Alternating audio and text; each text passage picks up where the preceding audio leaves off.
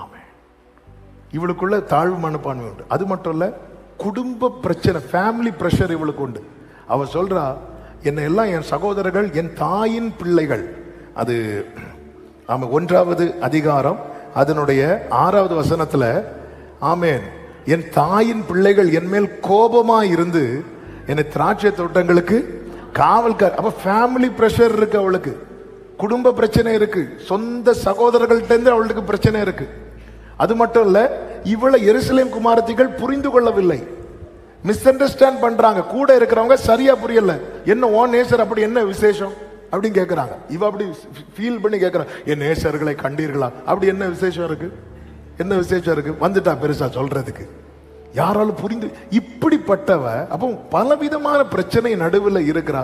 வழியில காவல்காரர் இவளை பார்த்து அடிப்பாங்க. அதாவது இவனை அடிச்சா இவளை தொட்டா கேட்கறதுக்கு யாரும் இல்லைன்னு வைங்களேன், எல்லாரும் தலைக்கு மேல ஏற பார்ப்பாங்க. இவ்வளவு வழியில காவல்காரர் பாக்குறாங்க, அடிச்சு காயப்படுத்தி விடுறாங்க. எதுக்கு அடிச்சாங்கன்னு தெரியாது. அப்ப இவ லைஃபே பிரச்சனை நடுவில் இருந்தாலும் அவ சொல்றா, நான் கருப்பா இருக்கிறதுனால சோகமா இருக்கிறேன், என்ன என் சகோதரர்கள் இப்படி பண்ணதுனால சோகமா இருக்கிறேன், அப்படி எதுவுமே சொல்லாம, ஆண்டவரே உம்முடைய நேசத்தாலே நான் சோகம் அடைந்திருக்கிறேன். ஆண்டவரே, நேசத்தால சோகம் என்பது என்ன தெரியுமா? ஆமே, அவருடைய சமூகத்தை மேல இருக்கிற அதிகமான நாட்டம். அதாவது கொஞ்சம் டிஸ்டன்ஸ் வந்தாலும் இந்த பெயின் இருக்கும். இப்போ ரயில்வே ஸ்டேஷன்லயோ ஏர்போர்ட்லயோ பிரியமா நமக்கு ரொம்ப நெருக்கமானவங்களை அனுப்பி விடுறதுக்கு போய் நிற்போம். ரயில்வே ஸ்டேஷன்ல நிக்கிறோம்னு வைங்களேன், கொஞ்ச நேரம் அப்படி பக்கத்துல இருந்து பேசிட்டே இருப்பாங்க. திடீர்னு ட்ரெயினுக்கு டைம் ஆனது, அவங்க ஏறுவாங்க ட்ரெயின்ல. ட்ரெயின் கொஞ்சம் கொஞ்சம் போக போக போக ஒரு டிஸ்டன்ஸ் வந்துட்டு இருக்கும். அந்த டிஸ்டன்ஸை ஃபீல் பண்ண ஆரம்பிச்சு அழுவாங்க. சில பெண்கள் எல்லாம் சில பெண்களை திருமணம் பண்ணி கொடுக்கும்போது அழுவாங்க தெரியுமா, ஒரு அழுக. கடந்த நாள்ல ஒருத்தர் சொன்னார், பாஸ்டர், எல்லா இடத்துலயும் பொண்ணை கொடுத்து அழுவாங்க, ஆனா எங்க வீட்டுல மட்டும் என் கல்யாணம் முடிச்சு என்ன கொடுத்து அழுதுட்டு போனாங்க பாஸ்டர் அப்படின்னு ஒருத்தங்க சொன்னாங்க. ஆன்லைன்ல கேட்டுட்டு இருப்பாங்க நினைக்கிறேன். ஆமே, அந்த டிஸ்டன்ஸ். அதாவது பொண்ணை கொடுத்தாச்சு. நேத்து வர வீட்டுல மகளா சின்ன சிட்டுக்குருவி மாதிரி சுத்திட்டு இருந்தவா இப்பொழுது இன்னொரு வீட்டுக்கு போறா. அப்படி கூடயே தான் இருந்துட்டு இருப்பாங்க. அப்படி கொஞ்சம் பிரிவு வர ஆரம்பிக்கும் போது கண்ணீர் அப்படி கொஞ்சம் கொஞ்சமா தேங்க ஆரம்பிச்சுட்டே இருக்கும். சிலர் அந்த ஏரியாலே நிக்க மாட்டாங்க. அதோ வேலை இருக்குன்னு மாதிரி அப்படியே போயிடுவாங்க. எனக்கு மறக்கவே முடியாது, என் தங்கச்சி திருமணம் முடிஞ்சு சென்னைக்கு பஸ் ஸ்டாண்ட்ல பஸ் ஏற்றி விடுறதுக்காக போய் நிக்கிறோம். எல்லாம் ஜாலியா சிரிச்சு பேசிட்டே இருக்கும்போது நான் அப்படியே எங்க அப்பாவை பாக்குறேன்.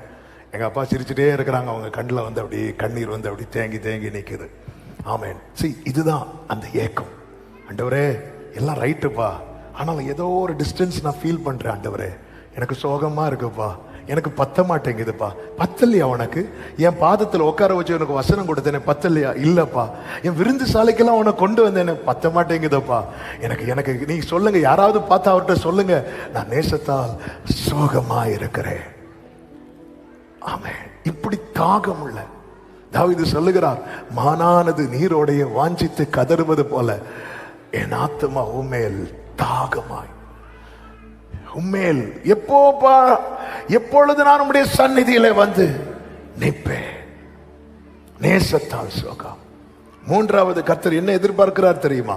நேசத்தின் உச்சிதங்களை கொடுப்பவள். உன்னத பாட்டு 7வது அதிகாரம் அதனுடைய 11, 12 வசனங்களிலே சொல்லப்பட்டிருக்கிறது, வாரும் என் நேசரே, வயல்வெளிகளில் போய் கிராமங்களில் தங்குவோம். அடுத்த வார்த்தை வாசிக்கலாம். அதிகாலையிலே திராட்சை தோட்டங்களுக்கு போவோம், திராட்சை கொடி துளிர்த்து அதன் பூ மலர்ந்ததோ என்றும் மாதுளம் செடிகள் பூ பூத்ததோ என்றும் பார்ப்போம். அங்கே என் நேசத்தின் உச்சிதம் உமக்கு உச்சிதம்னா உச்சி இதம். உச்சின்னா உயர்ந்த, இதம்னா இனிமையான, என்னுடைய பெஸ்ட் லவ், என்னுடைய ஃபைனஸ்ட் லவ். ஆண்டவரே, அதாவது எனக்கு யாரு பெஸ்டோ அவங்க தான் எனக்கு ஃபர்ஸ்ட். நம்ம லைஃப்ல கொடுக்க வேண்டியதை எல்லாம் எல்லாருக்கும் கொடுத்துட்டு, ஆண்டவரே என் சரீரத்துக்கு இவ்வளவு நேரம், என் குடும்பத்துக்கு இவ்வளவு நேரம், அதுக்கு இவ்வளவு நேரம் எல்லாம் கொடுத்துட்டு கடைசியில் பார்க்கும்போது கடைசியில் 2 நிமிஷம் இருக்கும், 11:58. ஆமா, நம்ம அந்த பெஸ்ட்டை கொடுக்காம ஆண்டவருக்கு ரெஸ்ட்டை கொடுத்துட்டு இருப்போம். ஆண்டவர் மீதம் உள்ளதை, இந்த மீதம் உள்ளதை கொடுக்கிறது இல்ல, ஆண்டவர் அவருடைய பெஸ்ட்டை கொடுத்தார். அவர் நேசத்தின் உச்சிதத்தை கொடுத்தார். நேசத்தின் உச்சிதத்தை கொடுப்பது என்பது என்கிட்ட என்ன இருக்கிறது என்பதில் நான் எவ்வளவு கொடுக்கிறேன் என்பது, நான் என்ன எவ்வளவு கொடுக்கிறேன் என்பது. ஆபிரகாம் பாருங்க, ஆபிரகாமுடைய பெஸ்ட் என்ன தெரியுமா? ஆபிரகாமுக்கு யாரை ரொம்ப பிடிக்கும்? ஈசாக்கு ரொம்ப பிடிக்கும், அவருக்கு கொடுக்குறான். மரியாள் ஒரு பரிமள தைலத்தை கொஞ்சம் கொஞ்சமா சேர்த்து ஒரு ஒரு ஒரு பாத்திரத்துல வச்சிருக்கிறான். ரொம்ப ப்ரெஷியஸ் ஆனது, ரொம்ப விலையேற பெற்றது. அவ பாட்டு நான் இதை அவருக்கு கொடுக்கணும். எப்படி கொடுத்தா தெரியுமா? மூடிய திறந்து ஊத்தல, திறந்து ஊத்தினா எப்ப வேணாலும் மூடலாம், உடைச்சு ஊத்துறா, உடைச்சு ஊத்துறா. இதுதான் நேசத்தின் உச்சிதம். தாவீதுக்கு அந்த பெத்லகேம்ல இருக்கிற அந்த குளத்துல இருக்கிற கிணத்துல தண்ணீரை குடிக்கணும் ரொம்ப ஆசை. ஆனா பெலிஸ்தியர் வந்து கேம்பு போட்டிருக்கான், எப்படி அதை குடிக்கணும்? ஆமா, நம்ம கிட்ட இருக்கிறது வரைக்கும் ஆசை வராது, நம்ம கிட்ட இல்லாம போகும்போது தான் நமக்கு ஆசை வரும். ஆமே, தாவீதுக்கு எனக்கு அந்த தண்ணியை குடிக்கணும் போல இருக்கு. அப்ப தாவீதோட 3 பராக்கிரமசாலிகள் இருக்கிறாங்க. அவங்க உயிரை பணையம் வச்சு கிணத்துல இறங்கி ஒரு சொம்புல தண்ணி எடுத்துட்டு வராங்க. இது சாதாரண தண்ணியை தாவீது பார்க்கல. இவர் எப்படி பார்த்தாருன்னா, இதுக்கு பின்னாக ஒரு கிரயம் இருக்கிறது. அப்போ இது சாதாரண தண்ணி இல்லை, இது பெஸ்ட். பெஸ்ட் தானே, நான் ஆண்டவர் கொடுக்குறேன்னு சொல்லிட்டு ஊத்திட்டார். ஆமே, பெஸ்ட் தானே இது, என்னுடைய பெஸ்ட் தான், அதை வேண்டாம் அது அவருக்கு நான் கத்திருக்கின்ற அப்படி ஊற்றி போட்டான். நேசத்தின் உச்சிதம். அதிகாலையில் திராட்சை தோட்டங்களுக்கு போவோம், திராட்சை கொடி துளிர்த்து அதன் பூ மலர்ந்ததோ என்றும். ஆமா, நேசத்தின் உச்சிதத்தை கொடுக்கிறவன் லைஃப்ல வந்து டே பை டே என்ன ஒரு முன்னேற்றம் இருக்கும் தெரியுமா?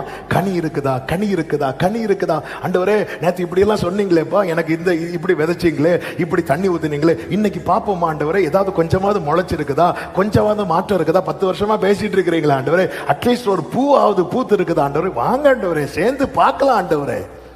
ஆமா, வெறும் இலைகளை காட்டி கர்த்தரை ஏமாற்ற முடியாது. அத்திமரம் தூரத்திலிருந்து பார்த்த போது அதில் அப்படி அவ்வளவு இலைகள் இருக்கு, பார்த்தாலே இது அதாவது எப்படிப்பட்ட கிருபை பெற்ற அத்திமரம் பாருங்க. ஆண்டவரே ஏமாத்திச்சு. ஆமே, நம்ம ஜெபம் சில நேரத்தில் ஆண்டவரே ஒருவேளை இருக்குமோ. ஆமா, சில அத்திமரங்கள் இருக்கிறதாம், பல டைப் அத்திமரம் இருக்கு. அதுல ஒரு டைப் அத்திமரம் தான், அது வந்து பாத்தீங்கன்னா கனி இல்லாத காலத்திலும் அதனுடைய இலைகளை பார்த்தா கனி இருக்கிறது மாதிரியே இருக்குமா. அப்படி அசைஞ்சு தூரம் போறவனே வா என்கிட்ட தான் கனி இருக்குன்னு கூப்பிட்ட மாதிரி இருக்கும். கிட்ட வந்து இயேசு கனி இருக்கும்னு சொல்லி வந்து பார்த்தா அதுல என்ன இல்லை தெரியுமா? கனி இல்லை. அது அர்த்தம் என்ன? வெறும் இலைகளை வைத்து ஆண்டவரை பிரியப்படுத்த முடியாது. வெறும் இலைகளை வைத்து ஆண்டவரை பிரியப்படுத்த முடியாது. நான் இத்தனை வருடம் ஆராதித்து என்கிட்ட அந்த கனியே இல்லை அப்படின்னா நான் நேசத்தின் உச்சிதத்தை அவருக்கு கொடுக்கவே இல்லை. அவர் பெஸ்ட்டை கொடுத்துட்டு நம்ம கிட்ட பெஸ்ட்டை தான் கேட்கிறார். ஆமே, நேசத்தின் உச்சிதங்கள். நாலாவதாக ஆமே ஆமே 8வது அதிகாரத்தின் 6வது வசனம். நீர் என்னை உமது இருதயத்தின் மேல் முத்திரையை போலவும் உமது புயத்தின் மேல் முத்திரையை போலவும் வைத்துக் கொள்ளும். நேசம் மரணத்தை போல் வலிது. நேச வைராக்கியம் உடையவள். அதன் அர்த்தம் என்ன? ஆண்டவரே, நான் எப்பொழுதும் உம்முடையவன், நான் எப்பொழுதும் உம்முடையவள். இதை பிரிக்கிறதற்கு நான் எதற்குமே இடம் கொடுக்க மாட்டேன். ஒரு ஆமேன் சொல்லுங்க பார்க்கலாம். நான் எப்பொழுதும், ஒரு சீசனுக்கு அல்ல, ஒரு சீசன், எப்பொழுதும். 7வது அதிகாரத்துல பவுல் சொல்றார், ரோமர் 7ல, நிர்பந்தமான மனுஷனா யார் இந்த பாவ சரீரத்திலிருந்து என்னை விடுவிக்க கூடும் என்று சொல்லுகிறான்.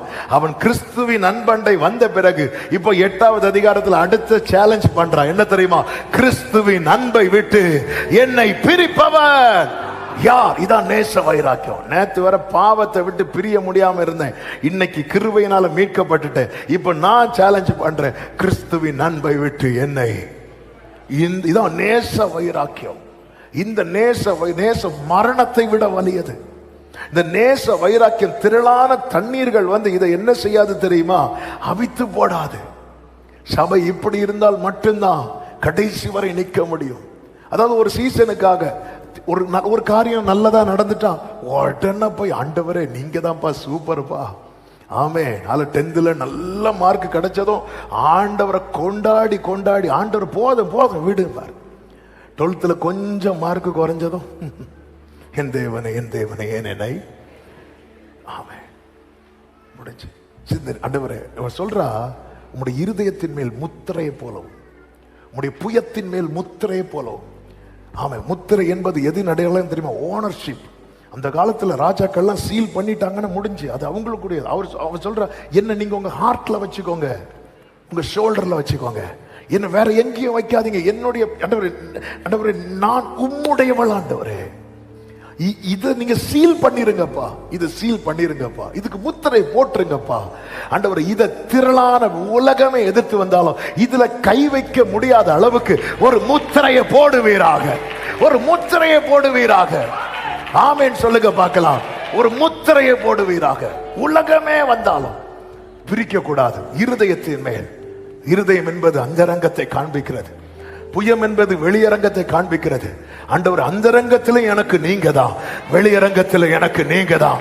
ஒரு ஆமேன் சொல்லுங்க பார்க்கலாம். நேச வைராக்கியம், இப்படிப்பட்டவளை தான் அழைத்து போக நேசர் வருவார். அவர் வேகமாய் வருவார். வந்து எப்படி கூட்டிட்டு போவார் தெரியுமா? தன் மேலே சாய்ந்திருக்க வைத்து. இப்ப எல்லாரும் பார்க்கிறாங்க, இவள் யார், இவள் யார்? என கேட்கிற அன்பு சகோதரா சகோதரி, 2000 ஆண்டுகளுக்கு முன்பதாக இயேசு வந்தபோது இவர் யார் என்று எல்லாரும் பார்த்தார்கள். இனி அவர் வரும்போது 2000 வருஷத்துக்கு முன்னாடி மணவாளனை பார்த்து இவர் யாருன்னு கேட்டாங்க. இனி அவர் வரும்போது மணவாட்டியை பார்த்து கேட்க போறாங்க, ஹே இது யாரு? இதுல நானும் நீங்களும் இருக்கணும் தான் ஆவியானவர் நம்மோடு பேசி கொண்டிருக்கிறார்.